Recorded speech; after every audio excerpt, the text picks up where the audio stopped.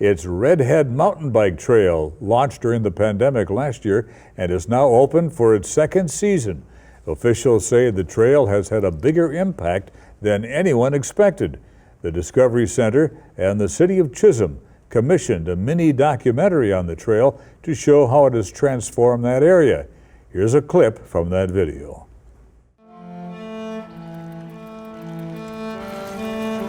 I think one of the greatest things about Redhead is just the story that it tells.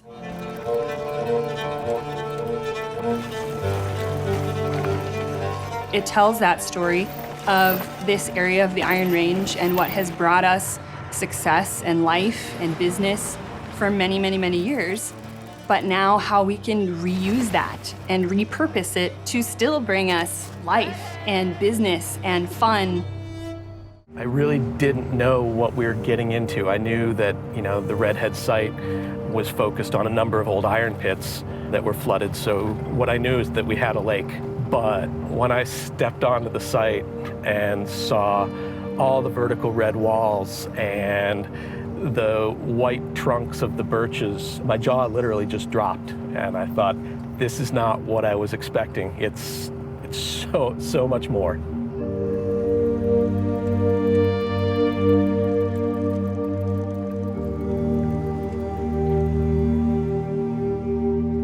Mountain bike destinations take typically 15, 20, 30 years to develop.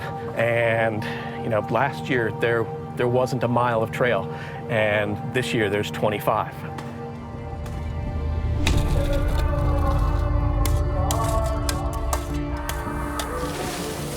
Every foot of this trail, every inch of these trails is literally carefully designed, purpose-built, constructed, to maximize the engagement of the rider in the trail, and will be maintained to make an absolute riding experience. It's a full immersion.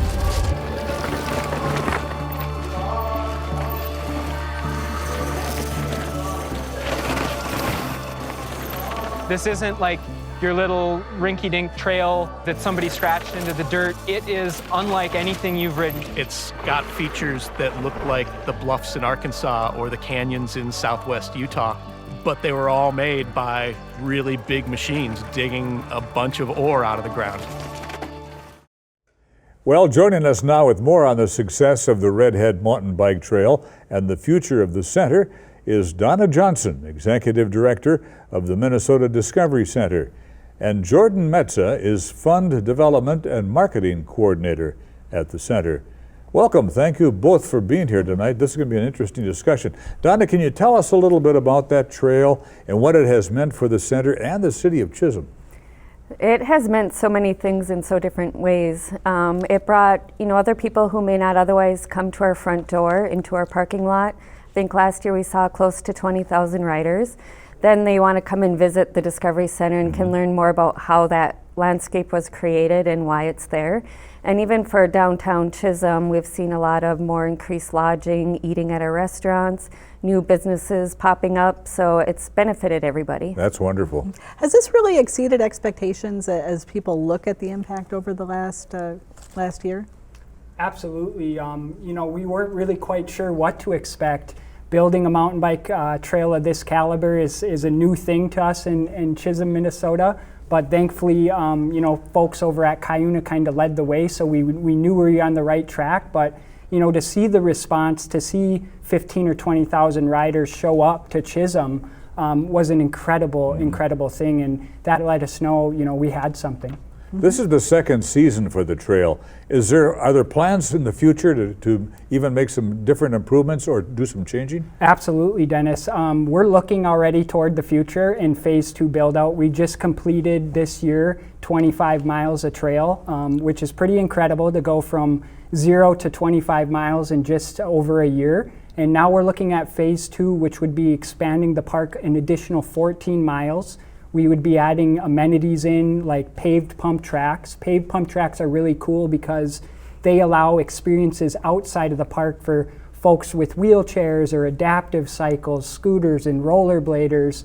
It really adds to the overall experience, but skills course we're hoping to build as well, constructing that around some historic mining equipment, and then enhancing user amenities throughout the trail system to include things like shade shacks, changing stations, bike wash stations, and stuff like that. Sounds pretty ambitious. It also sounds pretty expensive. How much do you think the additional investment is going to be, and where would the money come from? Well, the next phase will be about 1.9 million if all goes well and we get everything on the list we want. We did apply for LCCMR funding, which we'll find out end of August if we're accepted into that program. And of course, I understand there's also a website being developed. Yep, so we just developed GoRedhead.com. It kind of lays out our vision for the park, which includes those 14 miles I just spoke of, and kind of lays out the costs of what we're building, and it's right around $1.9 million. And for a small town like Chisholm, that's a big lift. And so, you know, it is a public park. It's open 7 days a week, and you know, we thought, why not try doing a public crowdfunding campaign? We've seen an amazing demand for these new spaces, not only in Chisholm, but across the country. And so, you know, there's a lot of public buy-in on these projects, and we're going to go ahead and take a shot and see if we can't get the public's help in raising a portion of that $1.9 million. And of course, the Discovery Center is more than a bike trail. Absolutely. There's a 1,700-seat amphitheater there. What's planned for the summer? We got a lot planned for the summer. We just had a great show with the iconic Minnesota group, The Suburbs. But upcoming, we have the Tamburitzins are coming, I believe in August. We have, yet this July, we have the Northern Lights Music Festival, Cinderella Opera and Orchestra, which is on July 16th and 17th, I believe. And just a load of, you know, symphonies and orchestras, plays, and acts at the amphitheater. It's really a revival of this beautiful space that we have. Donna, how did COVID-19 kind of provide an opportunity for you and the others up there to really reimagine the facility and its mission and where it's heading in the future? Yes, I think during the closures gave us time just to take a deep breath and think outside the box and not just our normal routine and filling our calendars as usual. So it gave us the opportunity to think of what can we do to really align with Redhead and help bring our museum out into the park and that Redhead Park out into our museum, and other ways we can grow the recreational uses and expand beyond just being a museum, but take advantage of our beautiful landscape and the huge facility we have. So Donna, if a visitor comes to the museum, what can they expect to see?